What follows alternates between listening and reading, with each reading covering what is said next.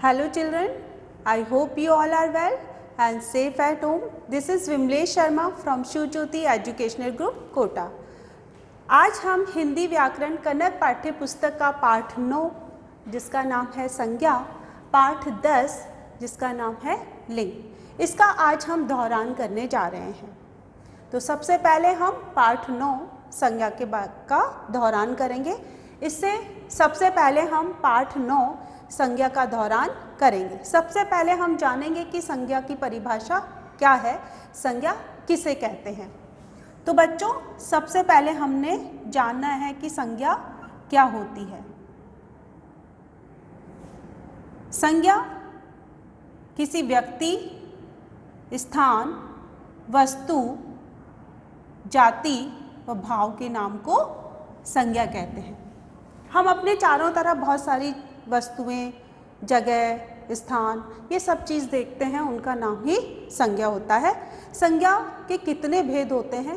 संज्ञा के 3 भेद होते हैं। पहला व्यक्तिवाचक संज्ञा। पहला क्या है? व्यक्तिवाचक संज्ञा। व्यक्तिवाचक संज्ञा।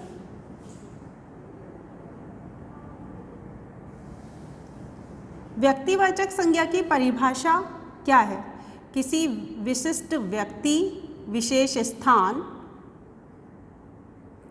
के नाम को हम व्यक्तिवाचक संज्ञा कहते हैं।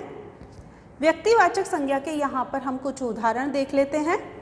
जैसे उदाहरण है हमारे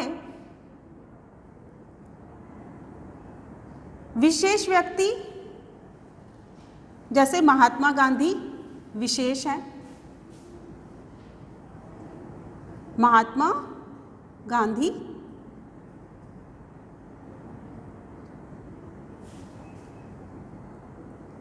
अमृतसर जो एक स्थान है,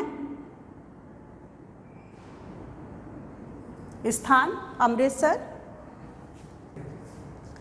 हमारा दूसरा उदाहरण है अमृतसर जो एक विशेष स्थान है, अमृतसर। हम अगला उदाहरण लेते हैं महाभारत जो हमारी एक विशेष पुस्तक है, तो यह भी व्यक्तिवाचक संज्ञा के अंतर्गत आएगी। तो ये हमने जाना बच्चों कि व्यक्तिवाचक संज्ञा क्या होती है। विशेष व्यक्ति, विशेष स्थान, विशेष वस्तु को हम व्यक्तिवाचक संज्ञा कहते हैं। अब हम जानेंगे जातिवाचक संज्ञा के बारे में। जातिवाचक संज्ञा क्या होती है? जो शब्द, जो संज्ञा शब्द किसी समूह का बोध कराते हैं उसको हम क्या कहते हैं? जातिवाचक संज्ञा। यहाँ पर हम इसके कुछ उदाहरण जान लेते हैं कि कौन कौन सी संज्ञा शब्द जातिवाचक संज्ञा होते हैं। तो हम यहाँ पर देखते हैं सेना। सेना जातिवाचक संज्ञा है। सेना 3 तरह की होती है, वायु सेना, थल सेना, जल सेना। यहाँ पर हम दूसरा उदाहरण ले लेते हैं अनाज। आप जानते हैं अनाज, अनाज अलग अलग होते हैं, गेहूँ, चावल, चना, जौ, बाजरा, तो वो जातिवाचक के अंतर्गत आते हैं। एक अगला शब्द हम ले लेते हैं भिखारी। यह जातिवाचक संज्ञा के अंतर्गत आएगा क्योंकि भिखारी क्या होता है? जो भीख मांगता है। अब तरह तरह की भीख मांगी जा सकती है, खाने की चीज़ों की, कपड़ों की, आदि की। अब हम जानेंगे अगली जो हमारी संज्ञा है वो तीसरी संज्ञा है भाववाचक संज्ञा। अब हम जानेंगे भाववाचक संज्ञा के बारे में। किसी भी वस्तु, स्थान के गुण, दोष और विशेषता बताने पर भाववाचक संज्ञा होती है। जिनकी विशेषता बताई जाती है गुण, दशा, भाव से, तो वो भाववाचक संज्ञा होती है। यहाँ पर हम 2 उदाहरण ले लेते हैं, हरियाली और वीरता। ये 2 हमारे भाववाचक संज्ञा के उदाहरण हैं, हरियाली और वीरता।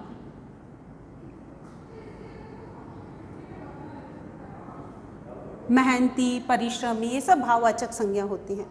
कुछ हम प्रत्यय लगाकर भाववाचक संज्ञाएं बनाते हैं। जैसे यहाँ पर हम आई प्रत्यय लगाकर कुछ भाववाचक संज्ञाएं बनाएंगे। जैसे काटना शब्द है, काटना, तो आई प्रत्यय लगाएंगे तो बनेगा इसका कटाई। अब हम इसका दूसरा उदाहरण ले लेते हैं। पढ़ना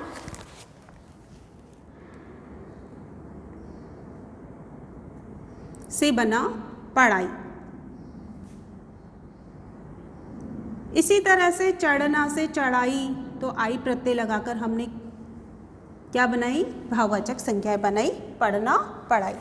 आवट प्रत्यय लगाकर हम भाववाचक संज्ञाएं बना सकते हैं। जैसे थकना से थकावट और बनना से बनावट। थकना तो इससे बनेगा, आवट लगाएंगे तो थकावट। बनना से बनावट, बनना।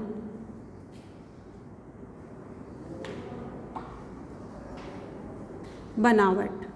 तो इसी तरह से हम प्रत्यय लगाकर भी भाववाचक संज्ञाएं बना सकते हैं। जैसे कि हमने अभी आई और आवट प्रत्यय लगाकर भाववाचक संज्ञाएं बनाई।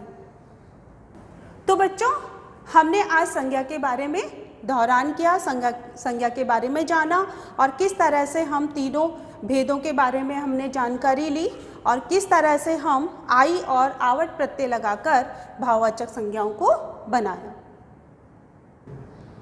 तो अब हम पाठ 10 जिसका नाम है लिंग, इसका दोहरान करेंगे। सबसे पहले जानेंगे इसकी परिभाषा के बारे में कि इसकी परिभाषा क्या है।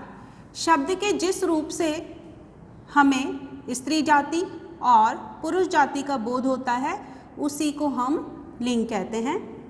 ये दो प्रकार के होते हैं, इसके दो भेद होते हैं, स्त्रीलिंग और पुल्लिंग।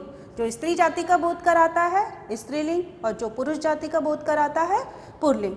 यहाँ पर हम उदाहरण ले लेते हैं। जैसे मोर पुरुष जाति का बोध करा रहा है तो स्त्रीलिंग होगा इसका मोरनी, जो कि स्त्रीलिंग का बोध करा रहा है मोरनी। कुछ ऐसे शब्द होते हैं जो हमेशा पुल्लिंग में होते हैं, जैसे पहाड़ों के नाम वो पुल्लिंग होते हैं, वार जो दिनों के नाम होते हैं वो पुल्लिंग ही होते हैं। कुछ ऐसे शब्द होते हैं जो हमेशा स्त्रीलिंग होते हैं, जैसे नदियों के नाम, झीलों के नाम, ये सब भाषाओं के नाम ये स्त्रीलिंग ही होते हैं। अब हम यहाँ पर कुछ स्त्रीलिंग शब्द से पुल्लिंग शब्द बनाएंगे। स्त्रीलिंग से पुल्लिंग शब्द कि पुल्लिंग शब्द कैसे बनते हैं, इनके कौन से पुल्लिंग शब्द होते हैं। जैसे वीरांगना क्या है, स्त्रीलिंग है, तो वीरांगना का पुल्लिंग क्या होगा, वीर, जो पुरुष जाति का बोध करा रहा है वीर। दूसरा शब्द ले लेते हैं वधू, जो स्त्रीलिंग है इसका पुल्लिंग होगा वर।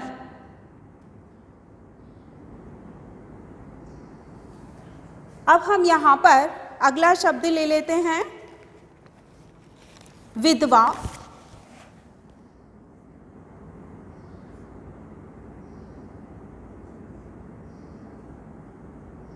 तो इसका होगा विदुर,